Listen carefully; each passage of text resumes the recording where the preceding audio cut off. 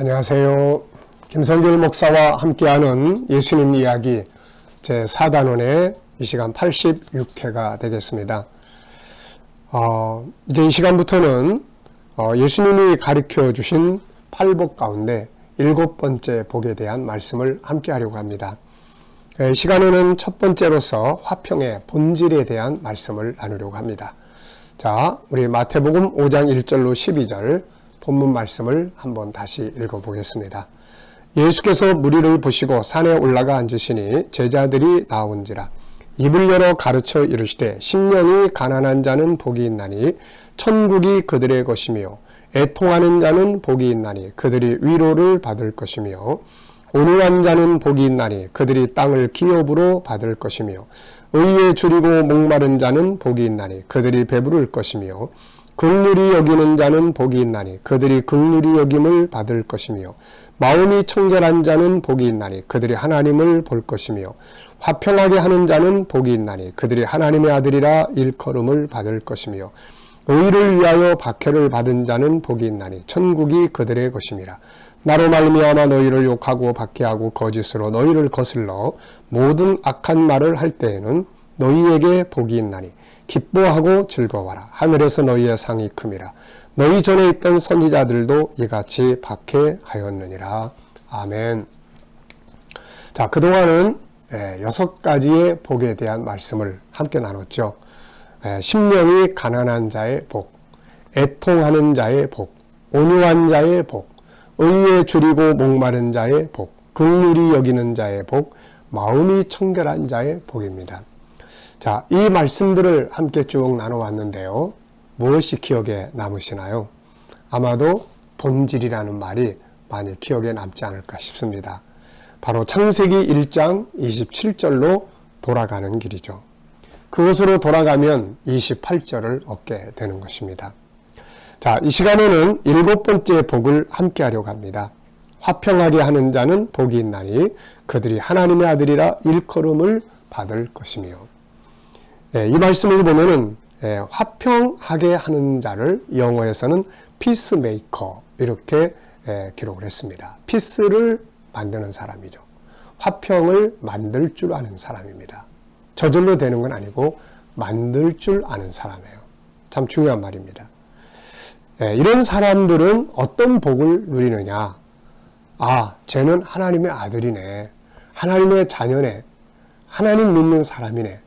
하나님의 입장에서는 너는 내 백성이구나. 너는 내 자녀구나. 이렇게 인정을 받게 되는 거죠. 이것이 얼마나 큰 축복인지. 하나님이 우리를 인정하고 마귀가 우리를 인정하면 우리가 명령하면 쫓겨나가게 되고 만물이 만약에 우리를 하나님의 아들로 인정하면 만물이 순종하게 되는 거죠. 그러니까 이게 엄청난 복이라는 것을 알 수가 있습니다.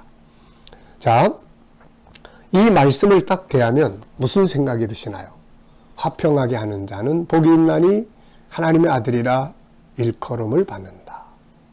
역시 이 말씀을 딱 보면은 본질이 딱 떠오르게 되는 것이죠. 사실 알고 보면 8복은 다 본질로 돌아가야 한다. 돌아가는 방법은 이렇다. 돌아가면 얻게 되는 건 이렇게 이런 걸 얻게 된다. 이것을 말씀하고 있는 거죠. 창세기 1장 27절로 28절의 본질을 창조하신 창조주께서 성자 하나님이 창세기 1장 27절 28절을 우리에게 말씀해 주셨잖아요. 삼일체 하나님이 주신 거니까요.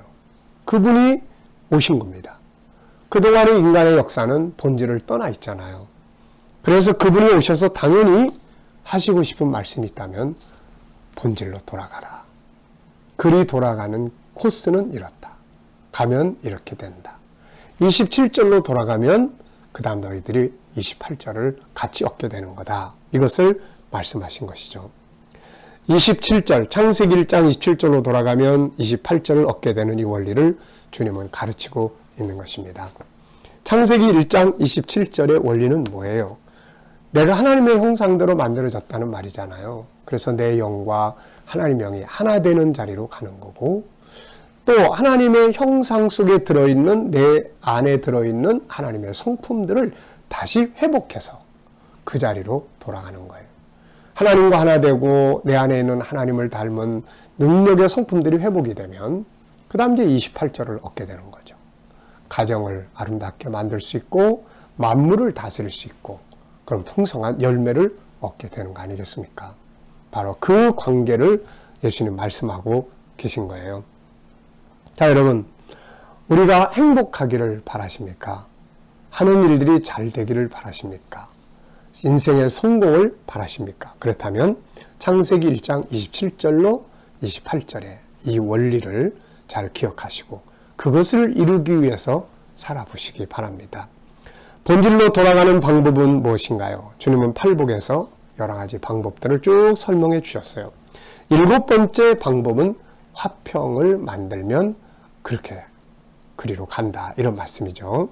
자, 여러분, 화평이라는 게 무슨 말일까요?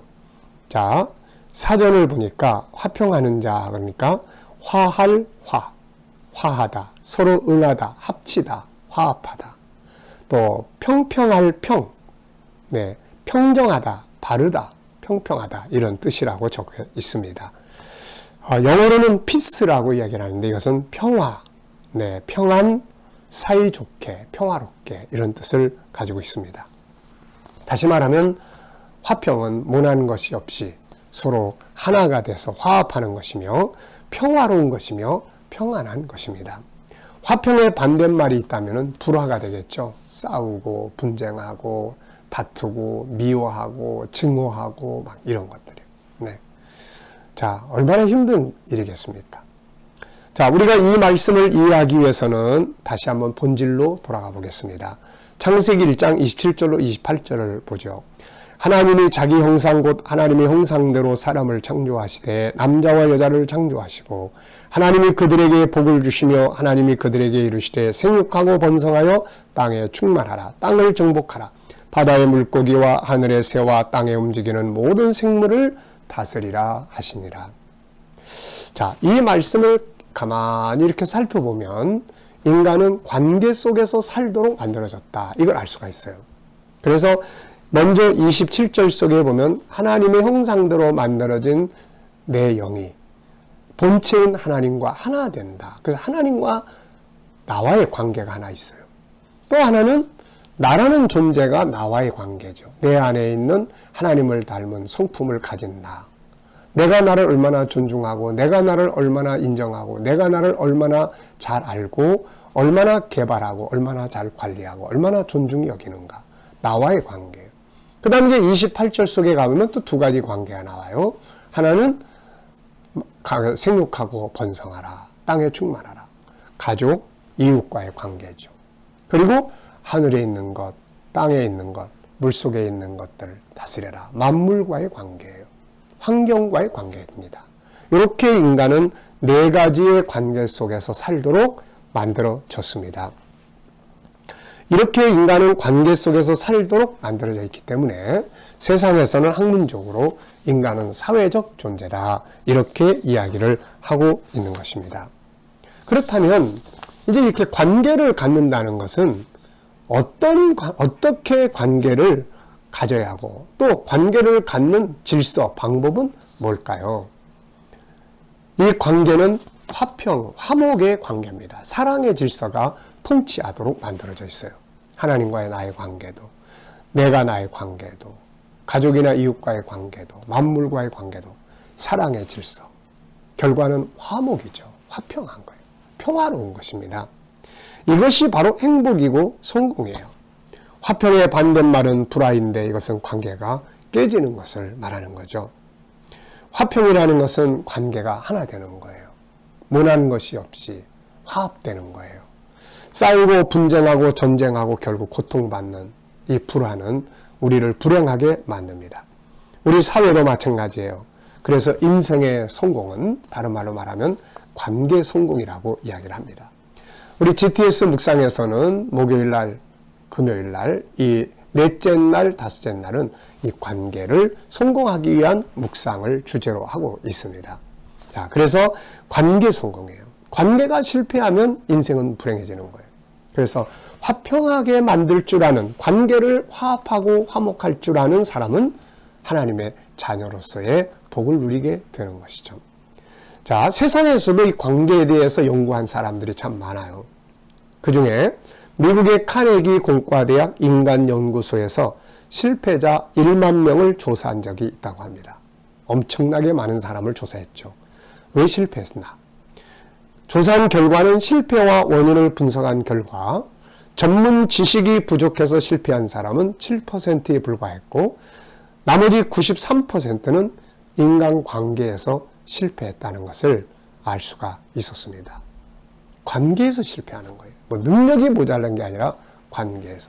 그래서 요즘에는 세상에서도 이런 관계를 좀 잘 만들기 위해서 사람들이 무슨 재능을 이야기하냐면 EQ라는 것을 이야기를 해요. 감성 재능. 공부 잘해가지고 천재가 됐는데 나중에 보니까 관계가 안 좋아. 결혼을 해서 아주 멋지게 살려고 했는데 부부 관계가 안 좋아. 자녀를 낳아서 멋지게 길러보려고 했는데 부모 자식 관계가 안 좋아. 그래서 사람들이 생각하기를 공부만 잘해가지고 성공하는 게 아니구나. 그래서 관계를 잘해야 되는구나. 그래서 EQ라는 말을 하기 시작을 했어요. EQ라는 말은 감성재능. 이 감성재능은 내 감정을 잘 이해하고 나를 지지하고 나를 격려할 줄 아는 능력을 말하고 또 하나는 상대방의 감정을 이해하고 상대방의 감정을 공유하고 지지하고 격려할 줄 아는 능력이고 그리고 또 하나는 만물과의 소통하는 만물을 이해하고 그 특징들을 이해하고 공감할 수 있는 이런 능력을 말합니다. 다시 말하면 나를 이해하고 상대방을 이해해서 결국 하나로 만드는 이 능력을 말하는 것이죠. 처음 세상에서는 이렇게 관계가 다 좋았어요.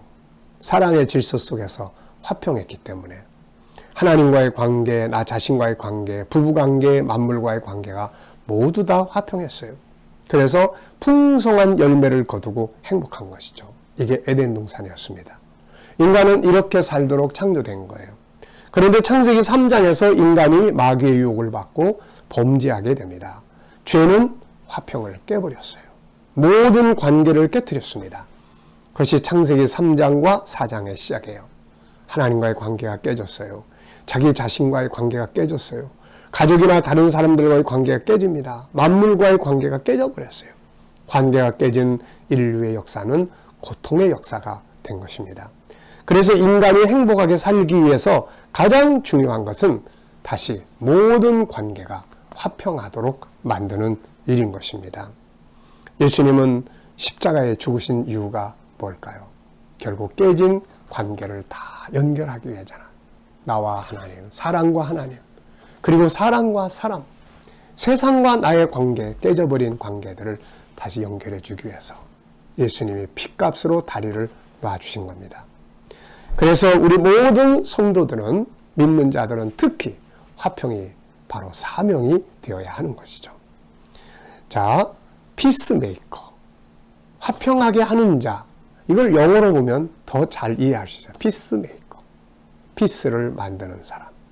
어디 가든지 이 트러블 메이커, 분쟁을 만드는 자가 아니라 화평을 만드는 이런 능력을 가져야 할 줄 믿습니다. 이 시간 말씀 여기서 마치겠습니다. 감사합니다.